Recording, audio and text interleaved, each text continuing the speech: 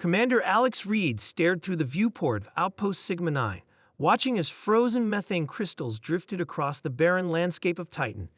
The orange haze of Saturn's largest moon cast an eerie glow across the station's common area. He sipped his synthetic coffee, grimacing at the taste but grateful for the warmth it provided. "Still can't believe humans chose to live here," said Engineer Tom Wilson, joining him at the viewport. "The Galactic Council thought we were insane." Alex smiled. "That's what they don't understand about us. We don't just survive in extreme environments, we choose them." The communication panel chimed, interrupting their conversation. The holographic display flickered to life, revealing the elongated face of Ambassador Nix, the Arcturian representative to the Galactic Council. "Commander Reed," the alien's melodic voice reverberated through the room. "Delegation will arrive within the standard hour. I must warn you again, they remain skeptical about human adaptability claims." "Understood, Ambassador. We're ready." As the communication ended, Alex turned to Tom. "Alert the team. It's showtime." The delegation of 7 alien species filed into Outpost Sigma 9's conference room, their environmental suits whirring and clicking as they adjusted to the human standard atmosphere. Ambassador Nix led the procession, followed by representatives from the oldest spacefaring civilizations in the known galaxy. "Welcome to Titan," Alex greeted them. "We're honored by your presence." The Rigelian delegate, a crystalline being named Oro, spoke first. "We still failed to comprehend why your species insists on establishing outposts in such hostile environments. Our analysis suggests there are 287 more suitable worlds available for human habitation." Alex nodded respectfully.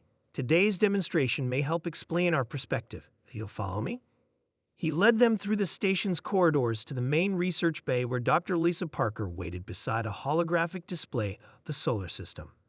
"Distinguished delegates," she began, "humanity evolved on a planet with extreme environmental variations, from scorching deserts to frozen tundras, from oxygen-rich lowlands to oxygen-poor mountaintops. This diversity forced our species to develop extraordinary adaptability." The Centaurian delegate waved a tentacle dismissively. "All species adapt to their homeworlds. This is not unique." With respect, Lisa continued, "Humans didn't just adapt. We learned to modify environments to suit our needs and to modify ourselves when necessary." She activated a sequence showing the history of human exploration, from early humans crossing frozen land bridges to modern colonies on Mars, Venus's upper atmosphere, and the moons of gas giants. "While other species wait for perfect conditions," Alex added, "we see hostile environments as challenges to overcome. This is why we've succeeded where others predicted failure." The Proximian representative, a bioluminescent entity, pulsed with skepticism. "Your bodies are fragile. You require consistent temperature, pressure, and atmospheric composition.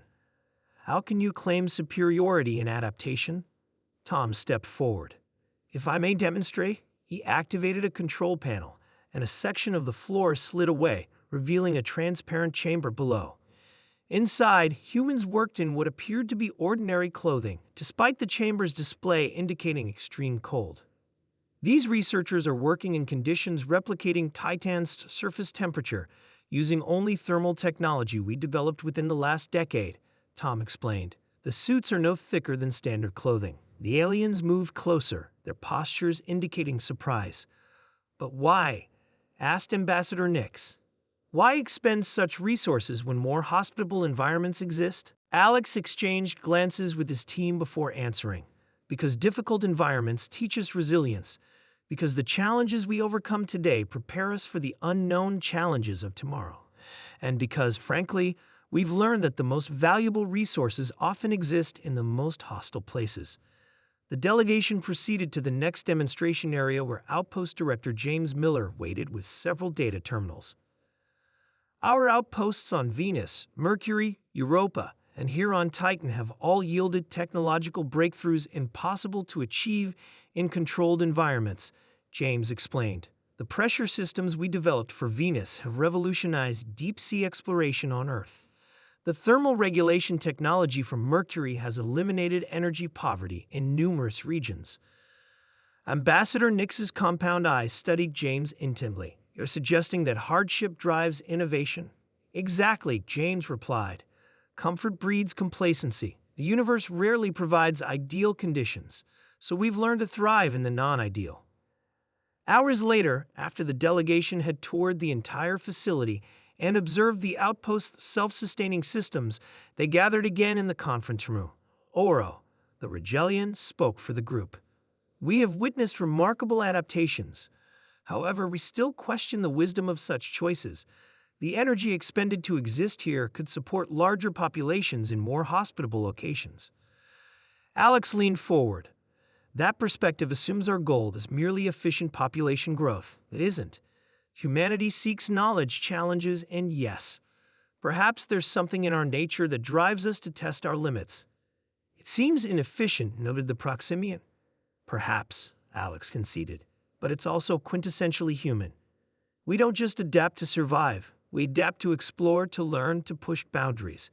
Every hostile environment we master teaches us something new about ourselves and the universe. Ambassador Nix rose, signaling the end of the meeting. The Council will consider your demonstration. Your species' persistence is noteworthy, if perplexing. As the delegation departed, Alex returned to the viewport, watching their ship ascend through Tychon's dense atmosphere. Tom joined him, passing him a fresh cup of synthetic coffee. Do you think they understood? Tom asked. Alex shrugged. Probably not entirely. They evolved in stable environments, developed technology in comfortable conditions. They'll never fully comprehend why humans choose places like this. Their loss, Tom said, raising his cup in a toast to the human choice to exist where others can't imagine living. Alex clinked his cup against Tom's. To persistence, he agreed, our most human quality. Outside, through layers of toxic atmosphere and extreme cold, Saturn hung majestically in the sky, another impossible place where someday humans would undoubtedly find a way to thrive.